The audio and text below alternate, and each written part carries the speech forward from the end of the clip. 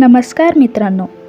हर्षदने प्रणालीला जिथे कुठे नेलेलं पाहून प्रणाली खूप रागाला आलेली असते आणि तिथून जायला निघालेली असते. आता पुढे बघू. हर्षद म्हणतो, प्रणाली हे माझं फूल, अगं ऐक की माझं फक्त एकदा ऐकून घे गं. प्रणाली चिडून म्हणते, हर्षद दिस इज नॉट फेअर. आज माझा दिवस इतका चांगला गेला, किती आनंदी होते मी. लग्नानंतर आजवर ज्याचं फक्त स्वप्नच पाहिले होते त्या सगळ्या गोष्टी मी आज तुझ्यासोबत केल्या आणि ऐन मोमेंटला तू सगळ्यावर पाणी फिरवलं. हे योग्य नाही केलं तू. मी नाही बोलणार आहे तुझ्याशी. असे म्हणून प्रणाली पळतच गाडीत जाऊन बसते. हर्षदही तिच्या मागे मागे पळत गाडीजवळ जातो. ती बसलेली सीटचं दार उघडून तिच्यासमोर उभा राहतो.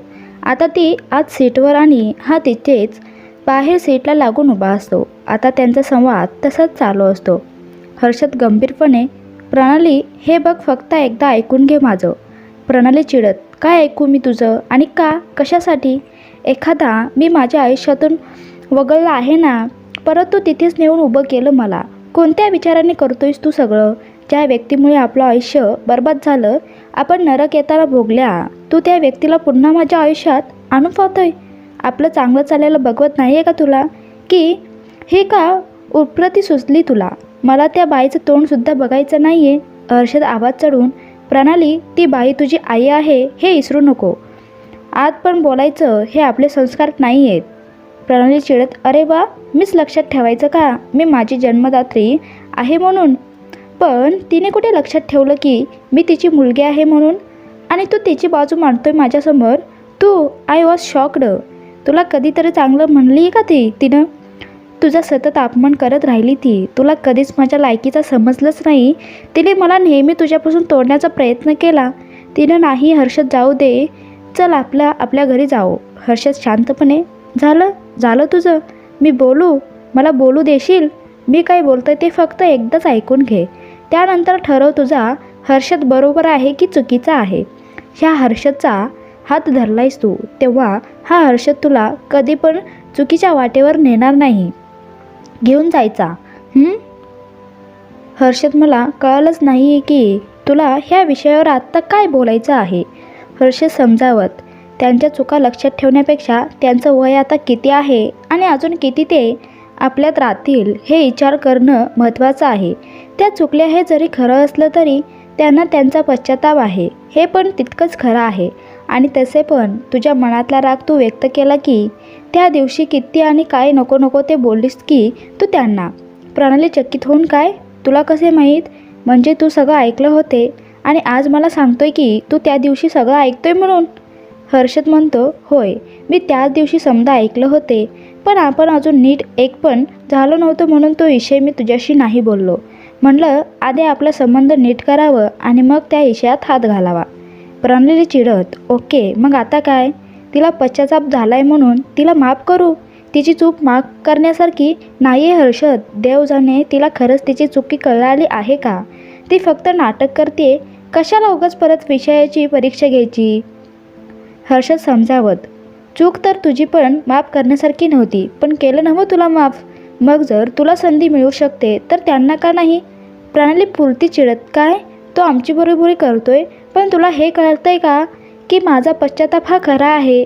तू सुद्धा हे पाहिलंय मी स्वतःला किती त्रास करून घेतला आहे. तू उघड्या डोळ्याने पाहिला आहे तिचा खरा आहे कशावरून? हर्षद परत, त्यांचा पश्चाताप पण खरा आहे, मी स्वतः बघितलाय. पण तू ते असे स्वतःला त्यांच्यापासून दूर ठेवून तू लई मोठी शिक्षा देतीये. त्यांनी तुला भरवायचं काम केलं हे जरी खरं असलं तरी तू त्यांना तशी संधी मिळवून दिली हे पण तेवढंच खरं आहे. आपल्यात दुरावा निर्माण करायला त्यांच्यापेक्षा जास्त आपण दोघं कारणीभूत आहोत. आपण जर एकमेकाला नीट समजून घेतलं असते तर कोणी पण आपल्यात फूट पाडू शकलं नसतं.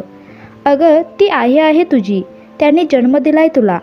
ह्या जगात दुसरं तिसरं लग्न करून जोडीदार मिळवला जाऊ शकतो. लेकरं नाही झाले तरी दत्तक घेऊन लेकराचं सुख घेता येतं.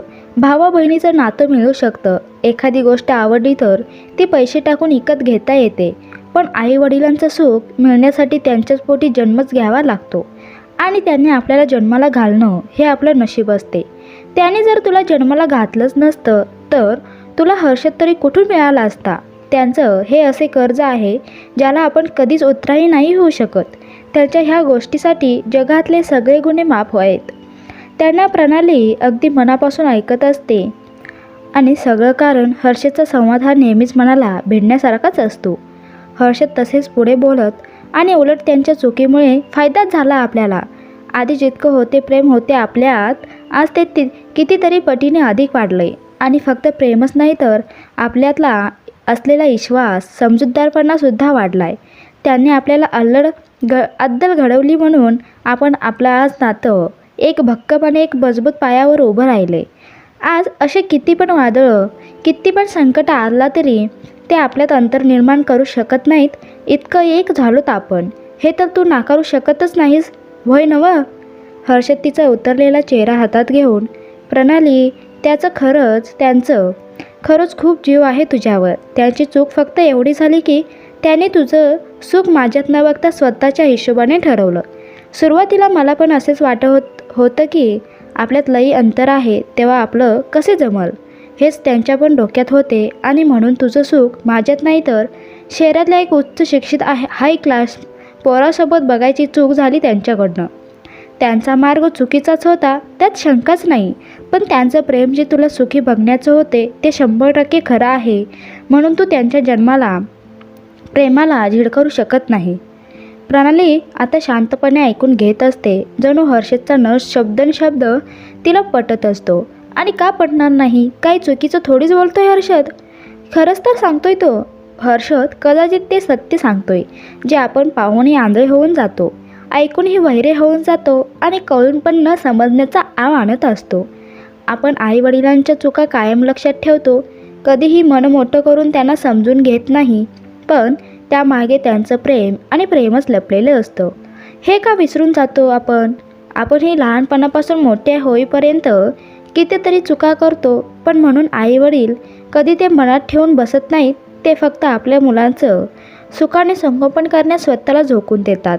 मग आपणही एखाद्या वेळेला मनाचा थोडेसा मोठेपणा दाखवला तर कुठे बिघडतं? असो, हे ज्याच्या त्यांच्या विचारावर अवलंबून असते. माझे हे विचार तुम्हाला सर्वांना पटेल किंवा पटावं असं काही नाही बरं का. मी आपला सहज विषय निघाला म्हणून सहज लिहून गेले, बाकी आपली मर्जी सर्वोपरी. हर्षद पुढे तसाच बोलतो, प्रणाली, आज ते तुझ्या डोळ्यासमोर आहेत म्हणून राग धरून बसली, पण ज्या वेळेला ते नसतील तेव्हा त्यांची आठवण काढाया तुला तुझ्या डोळ्यात पाणी पुरणार नाही अगं. आहे तोवर त्यांच्यासोबत नीट हसत खेळत जगाया काय हरकत आहे म्हणतो मी. राग हा अहंकार चांगला नसतो प्रणाली. हा कधीच आपल्याला माणसात बसू देत नाही, उलट माणसातून उठवतो आपल्याला. तुझा राग जर त्यांनी चुकून जरी जिव्हारी लावून घेतला आणि देव ना करो त्यामुळे जर त्यांच्या तब्येतीवर बेतलं तर तू आयुष्यात स्वतःला कधी पण माफ नाही करू शकणार. प्रणाली, येते का ध्यानात तुझ्या? अगं, आत्ताच कितीतरी प्रयत्नानंतर तुला ह्या पश्चातापातून मी कसे बसं मोकळं केले. मला परत तुला त्याच आगीत जळताना नाही बघायचं. पुढं जाऊन भविष्यात तुझी अशी परवड झालेली मला नाही सहन होणार आणि म्हणून मी हा निर्णय घेतला आहे. तू आजच्या तुझ्या रागाचा विचार करतेय, पण मी तुझ्या भविष्यातला सुखाचा विचार करतोय. म्हणून म्हणतोय, मन मोठं करून आईंना माफ कर. बोल त्यांच्याशी, तुमच्या दोघीत सगळं पहिल्यासारखं नीट कर. नवऱ्यावरच्या असलेल्या प्रेमाखातर एका मायालेकीची ताटाटूट झाली. हे असलं बालट नको देऊ तुझ्या हर्षदवर. हे माझं फूल चुकतंय का तुझ्या हर्षदचं? आपल्या आईचे संस्कार विसरलीस होय? माफ केल्यानं तुटणार जर जुळत असलं तर जुळवावं, पण राग धरून ठेवून जुळणारं असले पण कधी तोडू नये. प्रणाली हे ऐकून हर्षदला तिथे सीटवर बसूनच तशीच मुसमुसूत करत बिलगते. हर्षदही तिला आपल्या बाहुपाशात घट्ट धरतो आणि तिला तसेच धरून बोलू लागतं, अगं माझं फूल, नको गं अशी चेहरा पाडू. तुला माहिती आहे तुझी अशी परवड मी नाही बघू शकत. झालं रडणं सुरू झालं? बरं घे रडून, पण हे शेवटचं बरं का. यापुढे तुझं रडलेलं मी खपवून घ्यायचो नाही. आपल्या जोडीदाराचे विचार इतके सुंदर आहेत हे पाहून तर कुठलीही मुलगी गहिवरून जाईल. मग तिथे प्रणाली कशी राहणार होती? हो, ती सुद्धा खूप गहिवरली आणि म्हणून हर्षदच्या मिठीत शिरली. आपण ह्या जगातील सर्वात लकी मुलगी आहोत. की हर्षदवर फक्त तिचा हक्क आहे तो तिला प्रियकराच्या नवऱ्याच्या रूपात मिळाला. खरंच इतकं भारी नशीब तर फक्त तिचंच असू शकतं. तिचे भाव आपण गाण्यातून टिपूया. जस्ट फील अँड लव. आ तुझे इन बाहों में भर के और भी कर लूँ मैं करीब. तू जुदा हो तो लगे है आता जाता हर पल अजीब. इस जहाँ में है और ना होगा मुझसा कोई भी खुश नसीब. तूने मुझको दिल दिया है. प्रणाली थोडा वेळ रडू लागते आणि नंतर हर्षद तू इतका चांगला कसा असू शकतोस. एखादा फिलॉसॉफरसुद्धा तुझ्यासमोर फिका पडेल अरे. इतकं खोलवर विचार तू करतोस.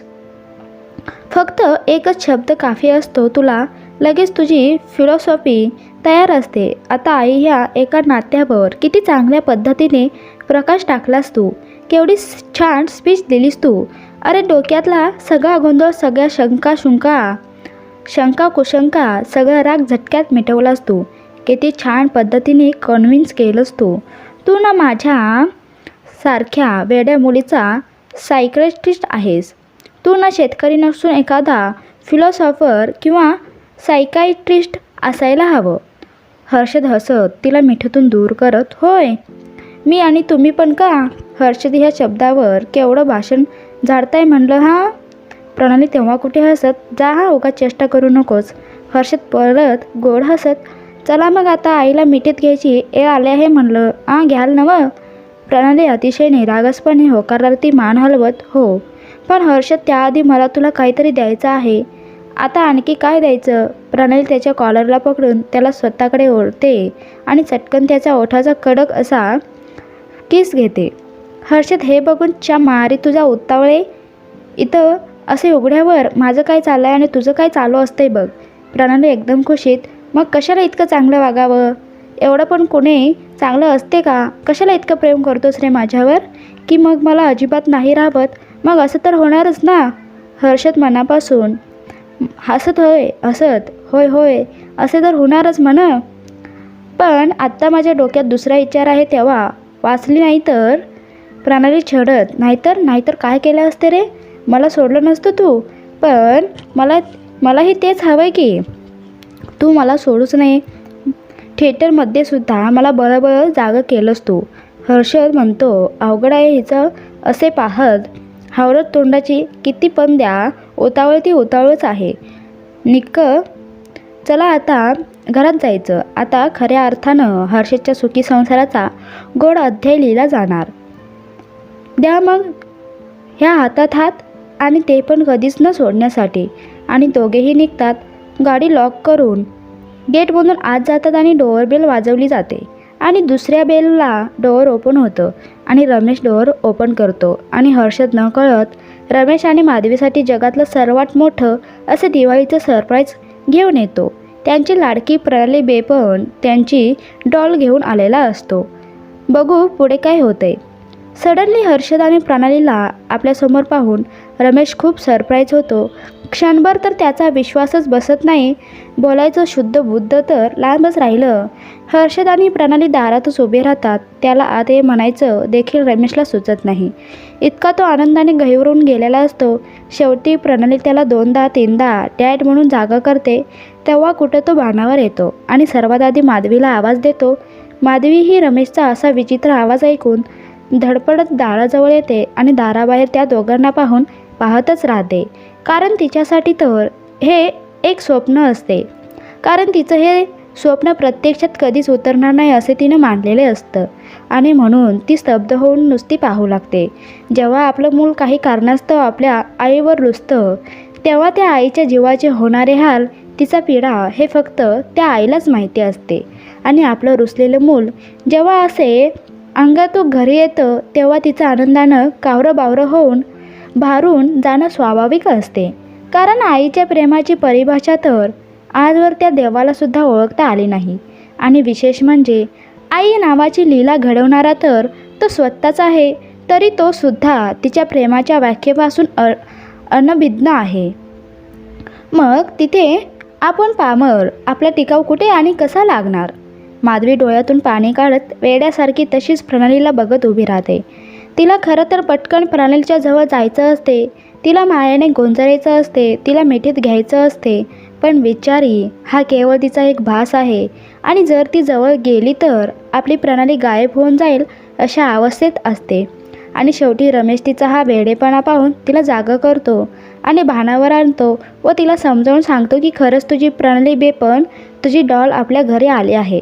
तेव्हा कुठे ती जागी होते आणि आनंदाने हुरळून जाऊन त्या दोघांना तसेच बाहेर थांबायला सांगून घरात जाते. कुणालाच काहीच कळत नसतं की हिचा कसला वेडेपणा चाललाय.